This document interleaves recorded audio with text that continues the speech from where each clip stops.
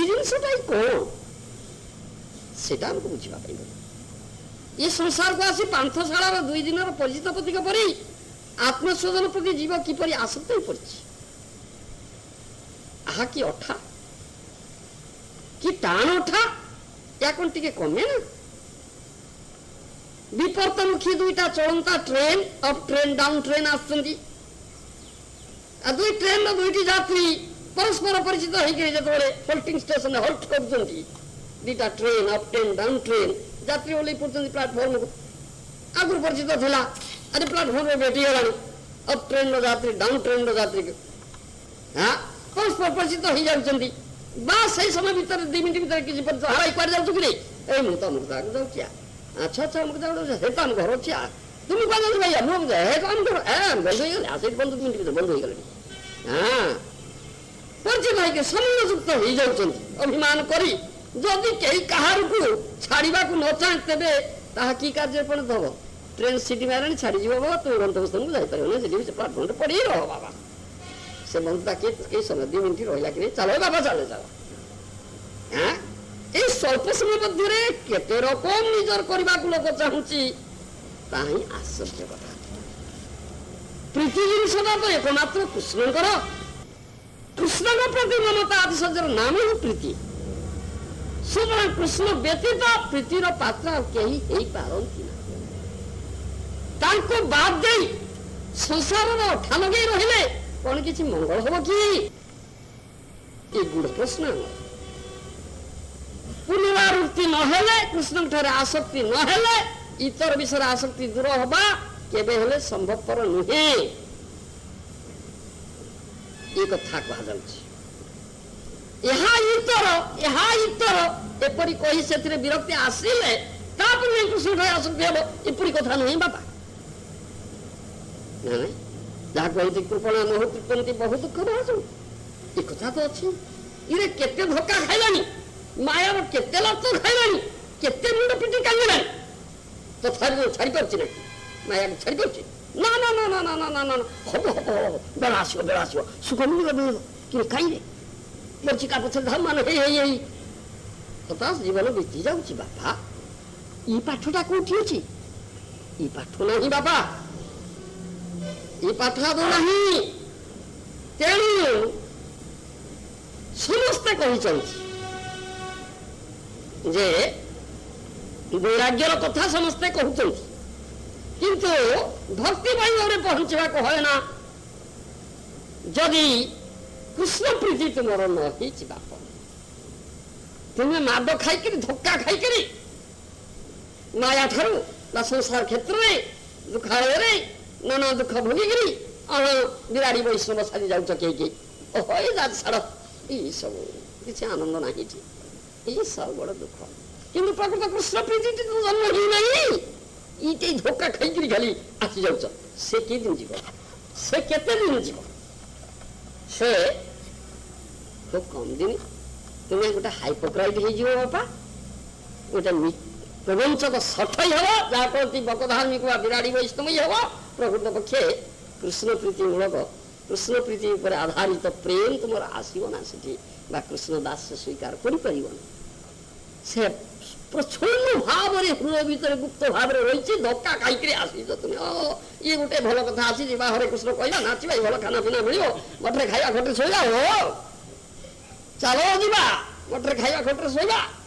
ভাল বি অছি, বহুত গাড়ি ঘোড়া মিলুଛି, ଆଉ ଦେଶ ବିଦେଶ ବି ବୁଲିବା, କିଛି ଲାଭ ହେଇଯିବ ବାବା। ଏଇଟା ମନ ଭିତରେ ରୋକିକିରି ଆସୁଛ ନା, କୃଷ୍ଣକୁ ତ ଭଲ ପାଇକିରି ଆସିନା ତ, ଏଇଟା ରୋକିକିରି ଆସ ବାବା। ତେଣୁ ଏଠିକି ଆସିକିରି କଣ ହେଇଯାଉଛି ବାବା ନା, ଏଠି ତ ପୁଣି କଥା ଅଛି ନା, କେତେ ଦିନ ତମକୁ କଣ ମଠରେ ବସେଇକିରି ଖାଇବାକୁ ଦେଇ ଖଟରେ ଶୋଇବାକୁ ଦବ କି? ନାଇଁ ବାପା, ସେ କଥା ଏଠି ନାହିଁ। ଆସିଛୁ ତ ଏଠି ବି କଠିନ ଖଟଣି କରିବାକୁ ପଡିବ। କୃଷ୍ଣକୁ ଭଲ ପାଇଛୁ, ଆଚ୍ଛା କେମିତି ଭଲ ପାଇଛୁ ଦେଖିବା, ଆଣେ ମାଟି ନା ଆଣେ, ଅଠର ଘଣ୍ଟା ହାଣ ମାଟି, ଏ କୃଷ୍ଣ ଦେବୀ, କୃଷ୍ଣ ଭଲ ପାଇଛୁ, କୃଷ୍ଣ ଦାସ ଆଣିବ ବାପା। ଇଲୋ ବୋପା, 18 ଘଣ୍ଟା ମାଟି ଆଣିବି, ଇଏ ଦିଟା ପ୍ରସାଦ ମିଳିବ, 2 ପଟ ରୋଟି କି ଡଙ୍କା ଡାଲମା ମିଳିବ? ନାଇଁ ବାବା, ଆଜ୍ଞା ଆମେ ବିଦେଶ ଯିବାନି, ଆମକୁ ଟିକେ ବିଦେଶ ନେଇଯାଅ, ଆମେ MA କରିଛେ, PhD କରୁଛେ, ଡକ୍ଟର କରୁଛେ, ଭଲ କହିବା। ଏଇ ଉଦ୍ଦେଶ୍ୟରେ ଆଇଛୁ ନାହିଁ, କୃଷ୍ଣକୁ ଭଲ ପାଇକିରି ଆସିନାହିଁ ବାପା। ଏପରି ତ ଅନେକ କାଣ୍ଡ ହଉଛି। କିଏ ଆସୁଛି 2 ଦିନ ରହୁଛି, କିଏ 4 ଦିନ ରହୁଛି, 2 ମାସ ରହୁଛି, 2 ବର୍ଷ ରହୁଛି, ପୁଣି ଥରେ କରି କୁଆଡ଼େ ପଳେଇଲେଣି। କୃଷ୍ଣଙ୍କୁ ଭଲ ଏଇ ବାଗିଆ ପାଇଛନ୍ତି, ଇ ବାଗିଆ ସବୁ ଭଲ ପାଇବାର ଭିନ୍ନ ଭିନ୍ନ କଥା ଅଛି ଗୁଡ଼ାକ ଏଠି। ତେଣୁ ପ୍ରକୃତ ପକ୍ଷେ ଯଦି ପ୍ରୀତି ଜାତ ତୁମର ନ ହେଇଛି, ତୁମେ କଦାପି କୃଷ୍ଣଙ୍କର ପ୍ରକୃତ ଦାସ ହେଇପାରିବ ନା। ଏ ଲୋକ ଦେଖାଣିଆ ଢଙ୍ଗ କରିକି ଦାସ ହେଲେ ହୁଏ ନା। ପୁନଶ୍ଚ ମାୟା କବଳରେ ତୁମେ ଆକୃଷ୍ଟ ହବ, ତାଇ ହଉଛି। ସେଥିପାଇଁ କୁହାଯାଏ, ଭାଗବତରେ କୁହାଯାଇଛି, ତାହେଲେ ଏଇଟା କେମିତି ହବ? କୃଷ୍ଣ ପ୍ରୀତି ମୂଳକ ବା କୃଷ୍ଣ ପ୍ରୀତି, କୃଷ୍ଣ ପ୍ରେମ, କୃଷ୍ଣ ପ୍ରତି ଐକାନ୍ତିକ ଆସକ୍ତି ଯେ ଏଇଟା ଜାତ ହବ କେମିତି କୁହ ଆମର? ସେଥିପାଇଁ କୁହାଯାଇଛି ଯେ କଣ ଆମର କୃଷ୍ଣ ଭକ୍ତି ଜାତର ଉପାୟ ହଉଛି ଭକ୍ତ ସଙ୍ଗେନ ପରିଜାୟତେ। ଭକ୍ତିସ୍ତୁ ଭଗବତ ଭକ୍ତ ସଙ୍ଗେନ ପରିଜାୟତେ। ଭକ୍ତ ସଙ୍ଗ କଲେ, ବୈଷ୍ଣବ ସଙ୍ଗ କଲେ ଯାଇକିରି ଭକ୍ତି ଜାତ ହବ।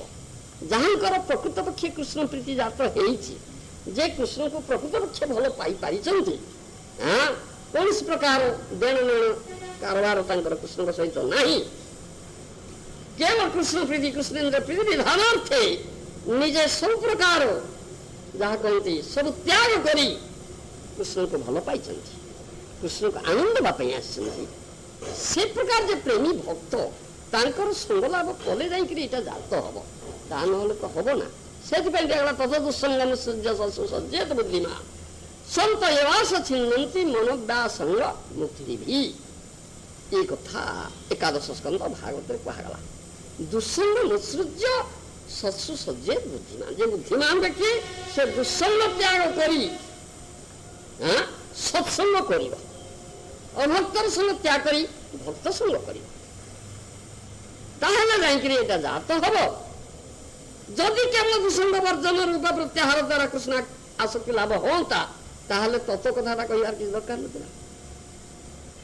ইয়ে বড় গুরুত্বপূর্ণ কথাটা আছে। তদ শব্দের অর্থ হচ্ছে অতএব দুঃসঙ্গ নিঃসৃজ্য শস্য সজ্জিত বুঝলা। দুঃসঙ্গর কি কি পরিণাম আছে তা পূর্ব করিগলে। দুঃসঙ্গ কলে কোন বিষময় পরিণামটা ঘটে সে কথা পূর্ব বর্ণনা ଦେଇଗଲେ କବିରାଜ ସୁଖଦେବ ଗୋସ୍ୱାମୀ ଏକାଦଶ ସ୍କନ୍ଧ ଭାଗ। ତାପରେ ଶେଷ କଥାଟା ଆସୁଛନ୍ତି ତତ ତେଣୁ ଦୁଃସଙ୍ଗ ତ୍ୟାଗ କରି ସତ୍ସଙ୍ଗ କର, ଭକ୍ତ ସଙ୍ଗ କର। এই কথাটা କୁହାଉଛି। ପୂର୍ବେ ଅନ୍ୟର କଥା, ଲୋଭନୀୟ ବସ୍ତୁର କଥା, ପରାନୁରାଗର କଥା କୁହାଯାଇଛି ଏବଂ ସେ ଉଦ୍ଦେଶ୍ୟରେ ହିଁ କୁହାଯାଉଛି ଭଲ ଜିନିଷଟା ଅଛି, ଅତଏବ ସେ ଉଦ୍ଦେଶ୍ୟରେ ମନ୍ଦ ଟିକେ ତୁମେ ଛାଡ଼, ମନ୍ଦ ଟିକେ ଛାଡ଼, ଭଲଟାକୁ ଗ୍ରହଣ କର। ଦୁଃସଙ୍ଗ ଅସତ୍ସଙ୍ଗ ତ୍ୟାଗ କର, ସତ୍ସଙ୍ଗ କର।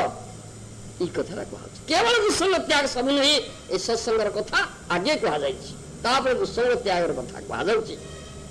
ଏଥିପାଇଁ ତଦ ଶବ୍ଦ ବ୍ୟବହାର କରାଯାଉଛି। ତେଣୁ ଅନୁକୂଳ ଗ୍ରହଣର ସଂକଳ୍ପ ହେଲେ ସାଙ୍ଗେ ସାଙ୍ଗେ ପ୍ରତିକୂଳ ବର୍ଜନ ଦୃଢ଼ ପ୍ରତିଜ୍ଞା ଆସିବ ନା।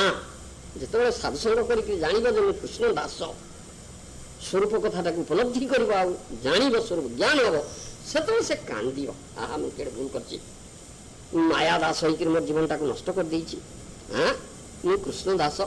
ତେଣୁ କାନ୍ଦିବ, ହୃଦୟର କ୍ରନ୍ଦନ, ଆତ୍ମାର କ୍ରନ୍ଦନ ହୃଦୟର ଅନ୍ତଃସ୍ଥଳରୁ ଆସିବ, କାନ୍ଦିବ ସେ କୃଷ୍ଣ ପାଖରେ କାନ୍ଦି କହେ, ହେ କୃଷ୍ଣ আমি তব দাস, তোমার চরণ ছাড়ি হইলু সর্বনাশ। এই কান্দনা যে পর্যন্ত তোমার হৃদয়ର ଅନ୍ତଃସ୍ଥଳରୁ ନ ବାହାରିଛି, କୃଷ୍ଣ ପାଖରେ ମୁଣ୍ଡ ନ ପିନ୍ଧିଛ, ନ କାନ୍ଦିଛ, ସେ ପର୍ଯ୍ୟନ୍ତ କଣ ହେଇଯିବ ନା ଏଇଟା ପେଟା? ଏ କଥା କଦାପି ହେଇପାରିବ ନା। କୃଷ୍ଣ ସର୍ବସ୍ୱ ହୃଦୟ ସନ୍ନିବିଷ୍ଟ, ସମସ୍ତଙ୍କୁ ହୃଦୟରେ ଅଛନ୍ତି। ତୁମ ସୁଦୁଗତ କଥାଟାକୁ ସେ ଜାଣିଛନ୍ତି। ତୁମେ ବାହ୍ୟ ଢୋଳ ଦେଖାଉଛ, ବାହାରକୁ ଢୋଳ ଦେଖିକିରି ତୁମେ ମୁଖରେ କଥା କହୁଛ, କି ହୃଦୟର ଅନ୍ତଃସ୍ଥଳରୁ ତୁମର କାନ୍ଦଣାଟା ବାହାରୁଛି, କୃଷ୍ଣ ପ୍ରତି ଆସକ୍ତି ଆସୁଛି। ଏଇଟା କୃଷ୍ଣ ବୁଝିବେ, ତାଙ୍କୁ ତୁମେ ଠକି ପାରିବ ନା ଏ କଥାଟା।